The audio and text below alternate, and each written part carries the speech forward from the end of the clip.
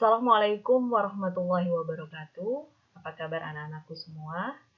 Semoga kalian semua dalam keadaan sehat walafiat.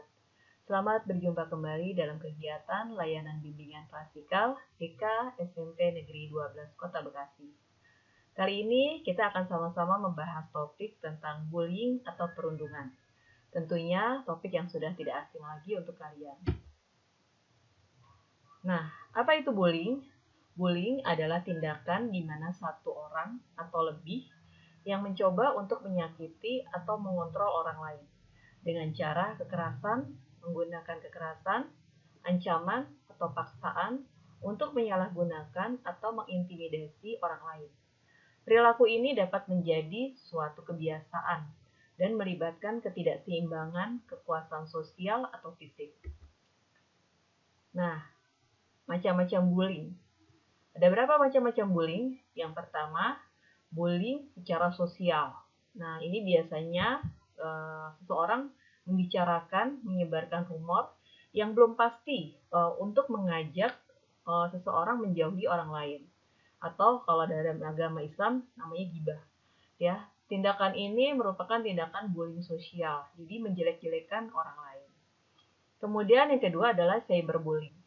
Apa itu cyberbullying? Memberikan komentar yang kasar, mengancam, serta menyakiti dengan kata-kata yang ditulis di internet atau sosial media.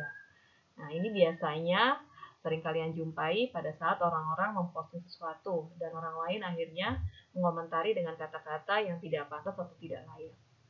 Kemudian, yang ketiga adalah bullying secara fisik, yang melibatkan kontak fisik antara pelaku dan korban.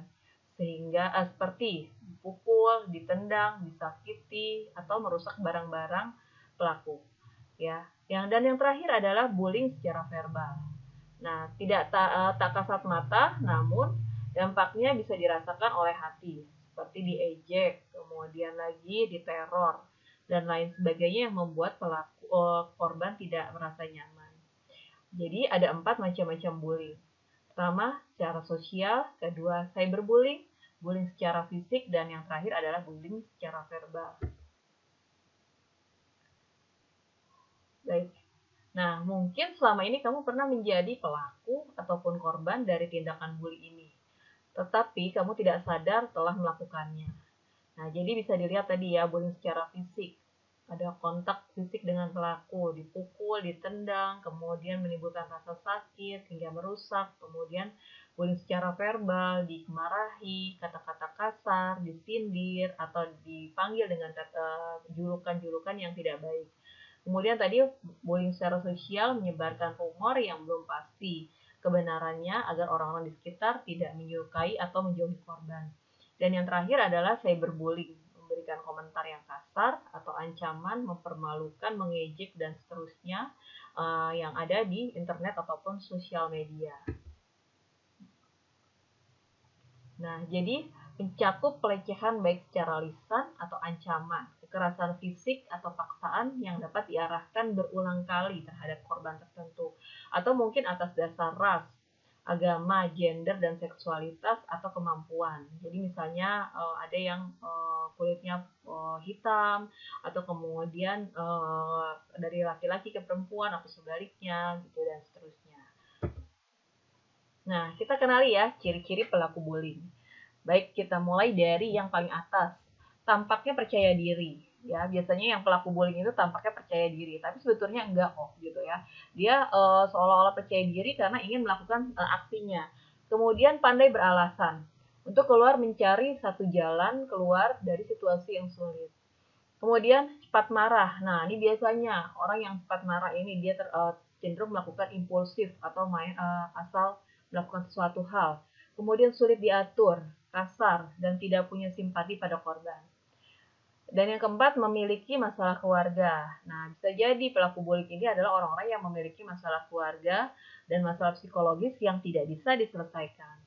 Kemudian yang kelima, mendominasi dan memiliki perasaan narsis. Jadinya ingin dianggap bahwa dia selalu baik. Dan yang keenam adalah populer dan dikagumi. oleh orang lain sehingga beranggapan bahwa akan bisa lolos dari hukuman. Jadi karena mentang-mentang sudah populer di sekolah atau di satu tempat, maka dia dengan seenaknya lagi melakukan perbuatan bullying. Dan yang ketujuh adalah manipulatif, yaitu menekan temannya dan menunjukkan dirinya dengan kekuatan dan ancaman. Ini biasa ya dia lakukan oleh para pelaku bullying. Dan kemudian yang selanjutnya adalah merupakan korban dari bully. Nah, bisa jadi orang yang melakukan bullying ini adalah dia dulunya pernah dibully oleh orang lain, sehingga ada perasaan dendam dan akhirnya ingin melakukan itu kepada orang lain. Dan yang terakhir adalah sering bersikap agresif. Nah, ini ada hubungannya dengan cepat marah terhadap orang yang dewasa, bahkan terhadap orang tua ataupun guru, apalagi dengan teman ataupun orang-orang yang lebih muda darinya. Baik, nah kita lihat sekarang ya, dalam memainkan perannya ada lingkaran-lingkaran di dalam bullying gitu, dan mereka punya masing-masing perannya. Mari kita lihat ya, kamu ada di posisi yang mana. Baik, yang pertama adalah perundung. Perundung ini adalah siswa yang dikategorikan sebagai pemimpin. Dia itu punya inisiatif dan aktif terlibat dalam perilaku bullying. Nah, ini biasanya nih ketuanya gitu loh. Kemudian yang kedua adalah ada asisten bully. Dia terlibat aktif dalam perilaku bullying, namun cenderung bergantung atau mengikuti pemimpin atas perintah pemimpin yang punya kekuasaan. Jadi yang tadi adalah ketuanya, ini adalah ceritanya anggotanya. Kemudian reinforcer adalah mereka yang ada ketika kejadian bullying terjadi, ikut menyaksikan, mentertawakan korban, memprovokasi bullying, dan mengajak siswa yang lain untuk menonton. Nah, kamu mungkin pernah ngerasain seperti itu ya. Dan kemudian adalah defender, yaitu orang yang berusaha membela dan membantu korban, tapi seringkali akhirnya juga menjadi korban dari bullying ini. Dan yang terakhir adalah ini yang sangat tidak outsider, yaitu adalah orang-orang yang tahu bahwa terjadi bullying tapi tidak melakukan apa-apa. Jadi dia pokoknya cuek, seolah-olah tidak peduli dengan apa yang terjadi di sekelilingnya. Baik, sebab-sebab bullying ya. 1. Bullying terjadi karena tradisi turun-menurun dari senior. Biasanya udah terjadi ya dari kakak kelas, kemudian nanti ke adiknya, dan seterusnya. Yang kedua, keinginan untuk balas dendam karena dulu pernah mendapat perlakuan yang sama. Nah, tadi seperti Ibu katakan. Jadi karena dia sudah pernah menjadi korban dari bullying, maka dia akan melakukan itu lagi kepada orang lain. Kemudian perasaan ingin menunjukkan kekuasaan atau kekuatan atau kesenioran. Biasanya kalau misalnya, oh udah senior nih, sudah lebih tua, sebelum berkuasa, dia akan melakukan itu kepada bawahan atau orang-orang yang di bawah dia. Kemudian yang keempat, kecewa karena orang lain tidak berperilaku sesuai dengan yang diharapkan. Nah, ini biasanya kalau ketua geng seperti itu ya, dia pengen punya anak-anak buah yang ngikutin dia. Tapi pada saat ada anak buahnya yang agak-agak ngelawan atau ngecuek, dia akan melakukan itu atau kecewa. Yang kelima adalah dorongan untuk mendapatkan kepuasan. Jadi ada beberapa orang ya yang dia akan melakukan kepuasan kalau orang lain itu nurut dan ngikutin apa yang dia inginkan. Dan yang keenam adalah dianggap menghina atau mengganggu kelompok tertentu atau geng. Nah, jadi misalnya dia punya geng dan ada orang lain yang menghina atau dianggap mengganggu, maka itu cenderung untuk menjadi korban dari bullying. Nah, apa yang harus kita lakukan untuk mencegah dan melawan bullying? Baik, yang pertama yang harus kita lakukan adalah menghindari membawa atau memakai barang-barang yang mahal atau berlebihan ke satu tempat atau satu kelompok. Nah, ini kan biasanya menimbulkan kecemburuan sosial ya bagi orang-orang di sekeliling kita, apalagi yang mereka tidak mampu atau tidak bisa membeli barang-barang tersebut. Kemudian yang kedua, jangan sendirian, terutama di tempat-tempat sepi atau tempat-tempat yang baru yang kamu datangi. Kemudian yang ketiga, mencari gara-gara dengan pelaku bullying.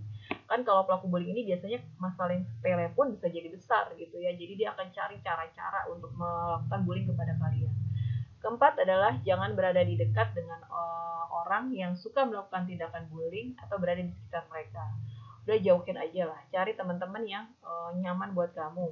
Nggak usah masuk ke satu geng tertentu, apalagi geng tersebut tidak baik gitu loh untuk pergaulan kamu. Yang kelima adalah kenali dan perhatikan pelaku bullying. Ya, jadi kalian sudah lihat nih kira-kira ada kelompok atau ada teman yang suka melakukan bullying, mendingan gak usah ditemenin. Dan yang terakhir adalah jangan ikut-ikutan melakukan tindakan bullying dalam bentuk apapun. Jadi karena kamu mungkin tidak dibully, tapi akhirnya kamu membuli orang lain, itu jangan pernah dilakukan ya. Karena kalau itu kamu lakukan berarti kamu sama saja dengan mereka. Nah, baik. Terakhir adalah mari sama-sama kita menghindari bullying, stop bullying atau perundungan karena ini membuat seseorang sangat tidak nyaman. Jangan melakukan itu apabila kamu sendiri juga tidak ingin diperlakukan seperti itu. Ya, bersahabat dengan siapapun yang baik, kemudian ambil manfaatnya, memilih dengan siapa kalian bergaul, tidak asal dengan bergaul dengan siapa saja. Dan kalau nanti kamu dijadikan korban dari satu bullying, laporkan kepada orang-orang terdekat atau orang-orang yang kamu percaya. Baik, terima kasih atas perhatian dan kerjasamanya dari kalian.